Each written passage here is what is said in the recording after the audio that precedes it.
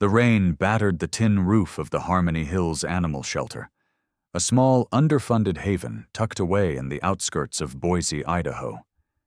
Inside, the air smelled of wet fur and antiseptic, and the chorus of barks and meows filled the narrow halls. Dr. Ethan Carter, the shelter's only veterinarian, wiped his brow as he finished stitching up a stray cat's torn ear. It was past 9 p.m., and the exhaustion of a 12-hour shift weighed on his shoulders like a heavy coat. But something kept him from leaving. A faint whimper from the kennel at the end of the row. He grabbed his clipboard and walked toward the sound. The fluorescent lights buzzed overhead, casting long shadows across the concrete floor. There, in Kennel 17, sat a scruffy brown puppy, no older than 6 months. His fur was matted, his ribs poked through his sides, and his big, soulful eyes stared at Ethan with a mixture of terror and pleading. The tag on the cage read simply, "Unnamed male, found on Highway 55. "Hey, little guy," Ethan said softly, crouching down. "What's got you so spooked?" The puppy didn't wag his tail or perk up like the others. Instead, he pressed himself against the back wall, trembling so hard his teeth chattered. Ethan frowned. He'd seen scared dogs before. Plenty of them, given the shelter took in strays from all over Ada County. But this was different. This wasn't just fear. It was something deeper, something raw.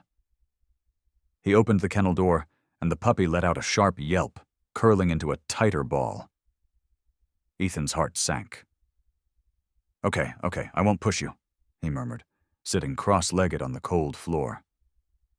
He reached into his pocket for a treat, a habit from years of coaxing timid animals, and tossed it gently toward the pup. The little dog sniffed it, but didn't move. That's when Ethan noticed it. A glint of something metallic tangled in the puppy's matted fur, just behind his left ear. He squinted, leaning closer. It wasn't a burr or a piece of debris. It was a key? Small, rusted, and oddly shaped, like something from an old lockbox. Ethan's pulse quickened. How had the intake team missed this? "All right, buddy," he said, keeping his voice steady. "Let's get a better look at you." He scooped the puppy up as gently as he could, ignoring the panicked whine that followed. The dog squirmed, but Ethan held firm, carrying him to the exam room. Under the bright light, he brushed aside the fur and confirmed it, a tiny key, looped through a frayed piece of string, embedded so deep it had almost fused with the puppy's skin. Ethan grabbed a pair of tweezers and carefully worked it free. The puppy whimpered, but didn't fight. When the key finally came loose, Ethan held it up to the light. It was engraved with a single word: Riverside. His mind raced. Riverside could mean anything. A street, a town, a business. But why was it on this terrified little dog? He set the key on the table and ran his hands over the puppy's body, checking for injuries. No broken bones, no obvious wounds, just malnutrition and fear. Yet something about the way the puppy stared at the key, eyes wide and unblinking, sent a chill down Ethan's spine. It was as if the dog knew what it meant. The shelter's night manager, Carla, poked her head in. "You still here, Doc? Thought you'd be home by now." "Carla, this pup's got something weird going on," Ethan said, holding up the key. "Ever see anything like this?" She stepped closer, her brows knitting together. "Nope. Looks old, though. Where'd you find it?" "In his fur. Someone tied it there, and it wasn't an accident." Carla crossed her arms, her voice dropping to a whisper. "You think he belonged to someone troubled?" Ethan didn't answer. He didn't have to. The puppy's trembling, the mysterious key, the word Riverside. It all pointed to a story bigger than a stray dog dumped on a highway. He grabbed his phone and snapped a picture of the key. Tomorrow he'd start digging, but tonight he couldn't shake the feeling that this little dog had just pulled him into something he wasn't prepared for. As he locked up the exam room, the puppy let out a soft, mournful howl, a sound that echoed through the empty shelter and lingered in Ethan's ears long after he'd driven away. The next morning, Ethan woke to the sound of rain tapping against his apartment window in downtown Boise. His head throbbed from a restless night. Dreams of dark highways and a puppy's desperate eyes had kept him tossing. He rolled out of bed, brewed a pot of coffee, and stared at the photo of the key on his phone. "Riverside," he muttered, sipping the bitter brew. It wasn't much to go on, but it was a start. By 8 a.m., he was back at Harmony Hills, the shelter buzzing with the usual chaos of feeding time. The puppy was still in the exam room, curled up on a blanket Ethan had left him. He hadn't eaten much, just nibbled at the kibble, and his trembling hadn't stopped. Ethan knelt beside him, brushing a hand over his scruffy head. "What happened to you, huh?" The dog's gaze flicked to the key, now sitting in a plastic bag on the counter, and Ethan swore he saw a flicker of recognition. He fired up his laptop and started searching. Riverside brought up too many hits. Riverside Drive in Boise, Riverside Elementary in Nampa, a Riverside motel off I-84. Nothing clicked. He tried Lost Dog Riverside, Idaho, then Missing Dog Key, but the results were a mess of unrelated posts and ads. Frustrated, he leaned back in his chair, running a hand through his messy brown hair. That's when Carla burst in, her raincoat dripping. "Doc, you're not going to believe this," she said, slapping a damp flyer on the table. It was faded, the ink smeared from the weather, but the words were clear. "Missing brown puppy last seen near Riverside Park. Reward $500. Below was a grainy photo of a dog that looked eerily like the one in front of him. Same scruffy fur, same sad eyes. The date on the flyer was 3 months old. "Riverside Park," Ethan said, his voice tight. "That's 10 miles from where they found him on Highway 55. Carla nodded.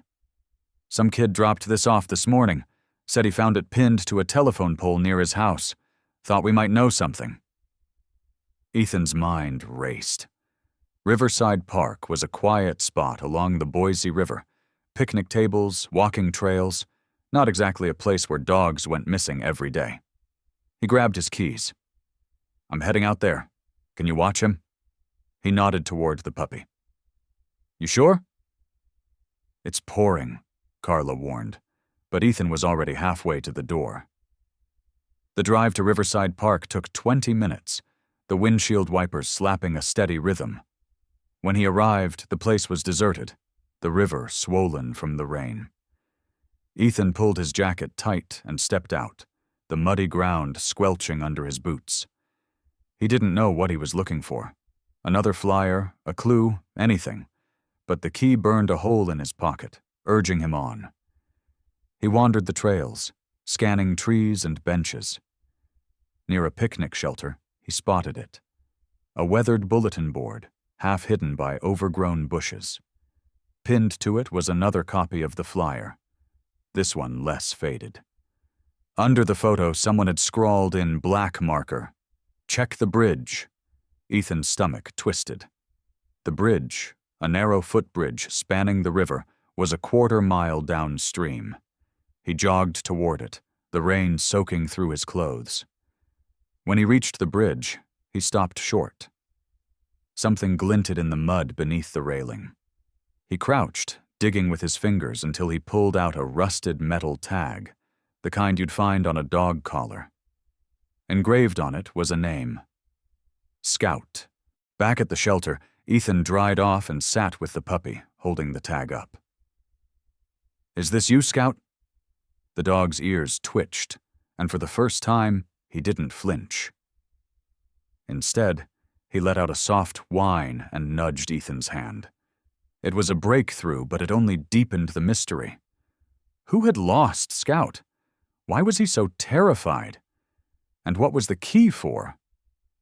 Ethan called the number on the flyer, an old landline that rang straight to a disconnected tone. Dead end.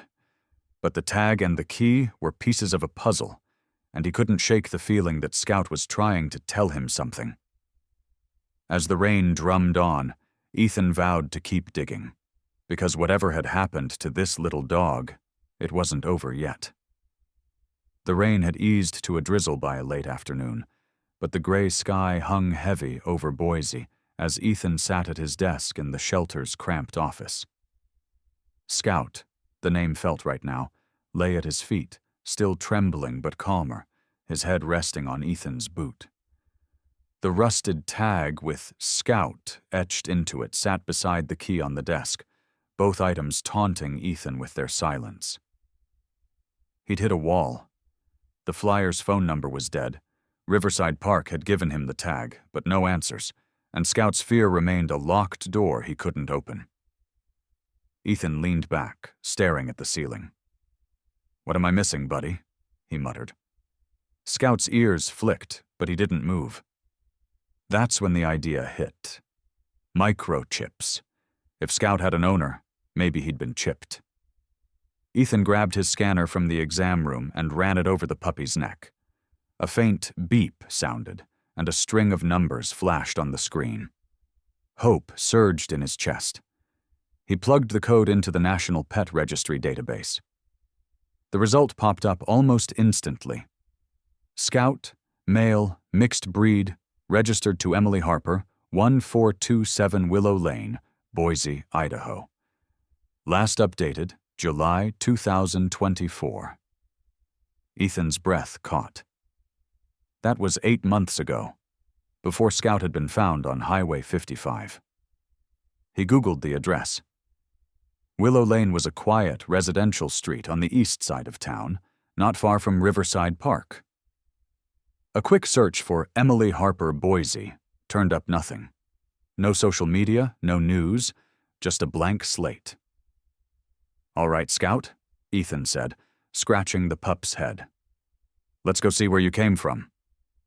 He grabbed his jacket, the key, and the tag, and headed for his truck, Scout tucked under his arm.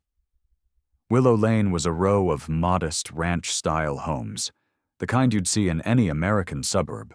Faded paint, overgrown lawns, basketball hoops rusting in driveways. Number 1427 stood out, though. The house was dark, its windows boarded up, and a for sale sign leaned crookedly in the yard. Weeds choked the flower beds, and a pile of unopened mail spilled from the mailbox. It looked abandoned. Ethan parked and stepped out, Scout squirming in his grip. The puppy's whines grew louder as they approached the front porch, his body shaking harder than ever.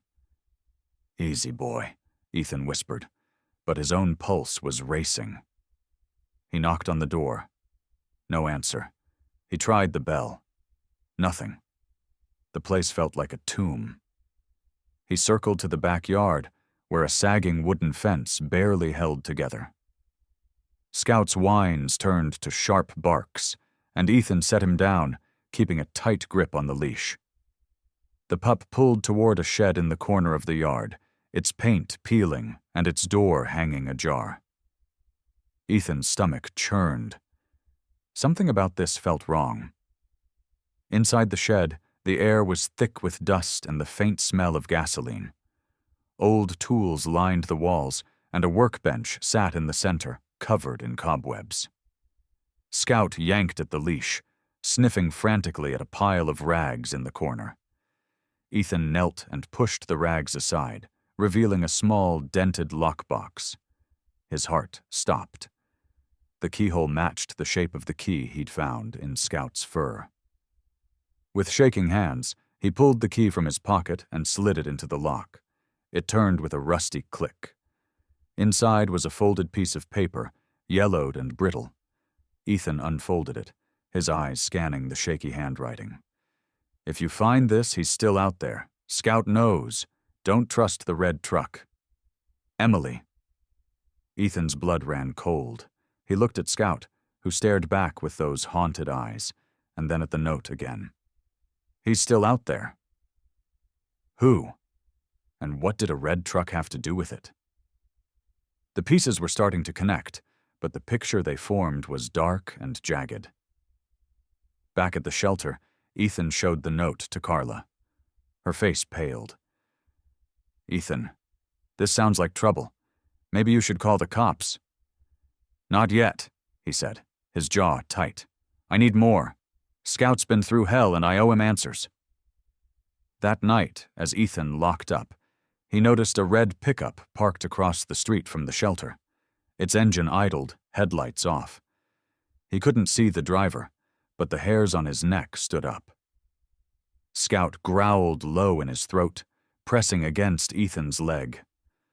Whoever or whatever Emily had feared, it wasn't done with them yet.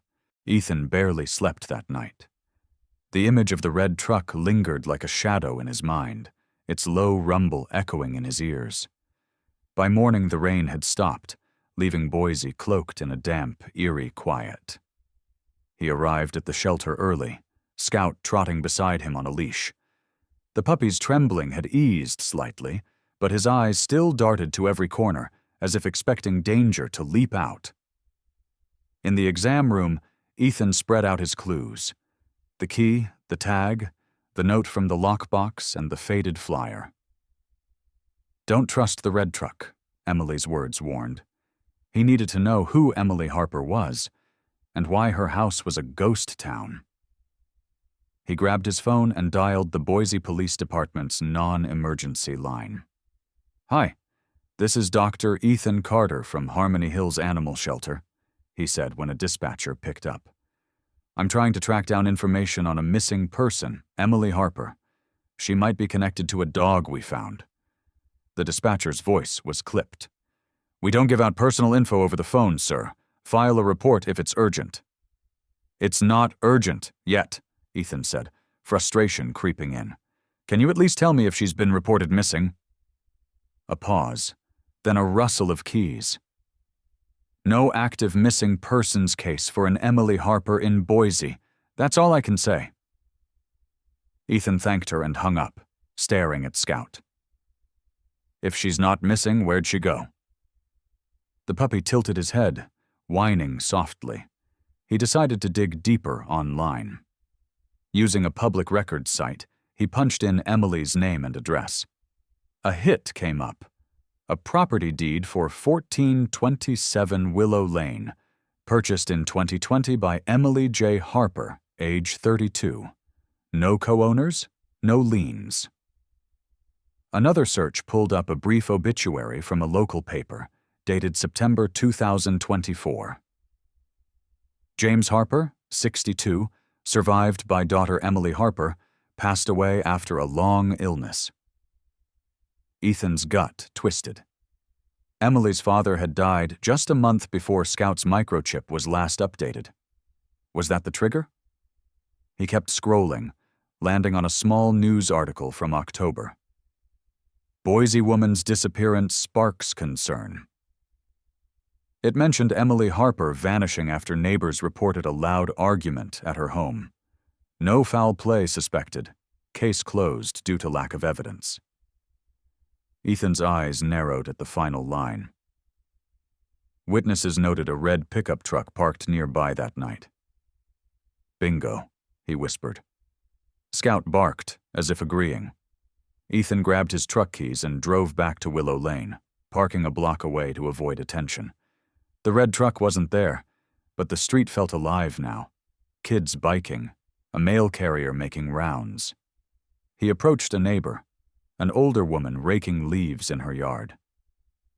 "Excuse me," Ethan said, forcing a smile.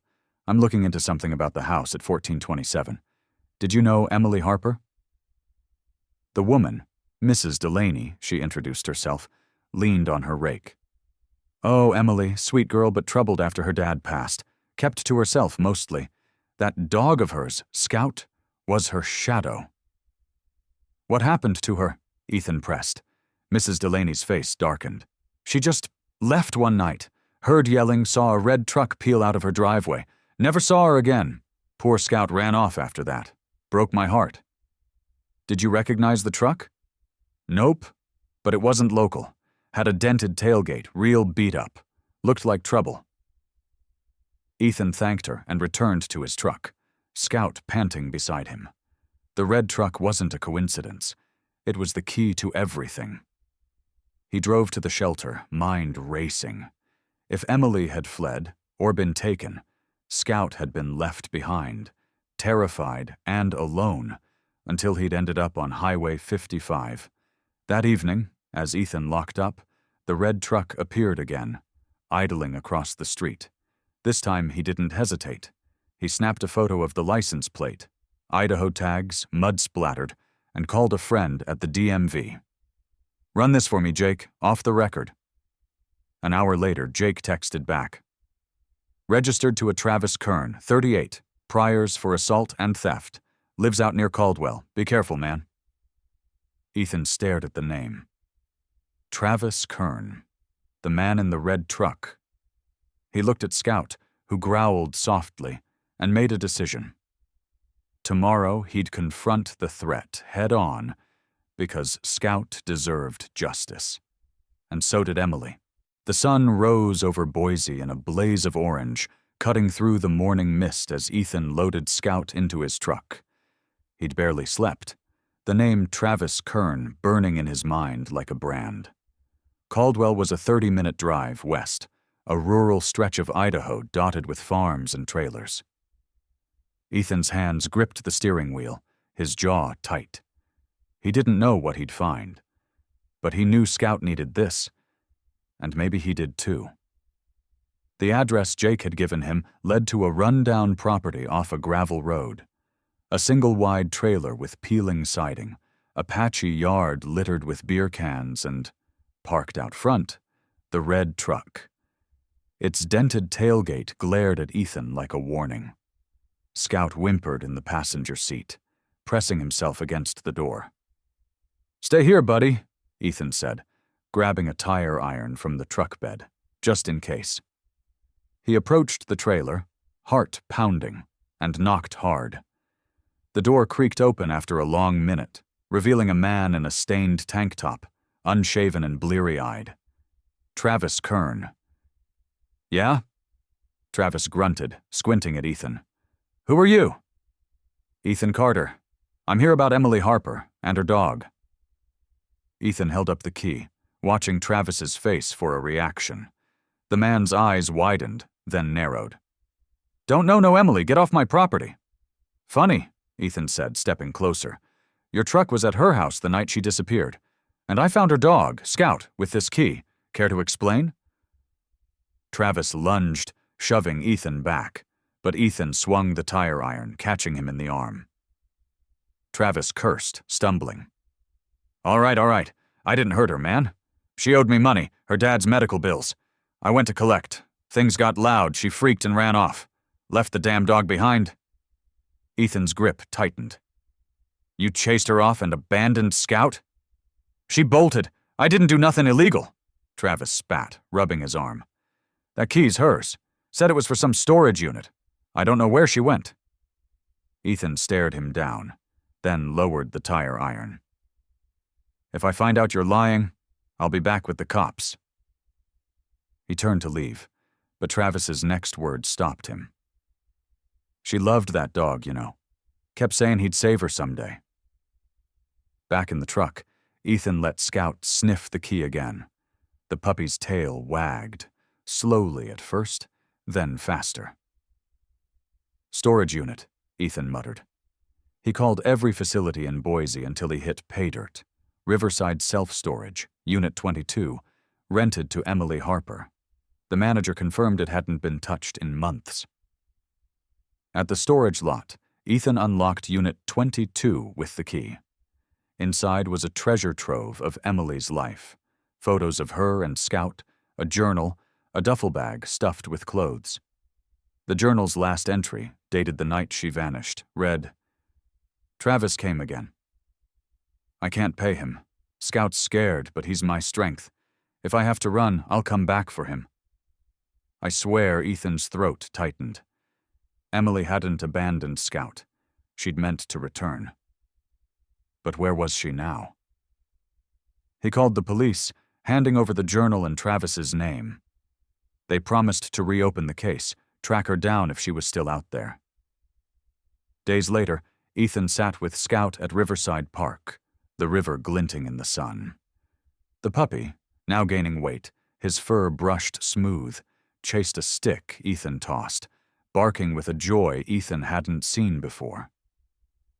No word on Emily yet, but the cops had picked up Travis for questioning, and Ethan felt the weight lifting.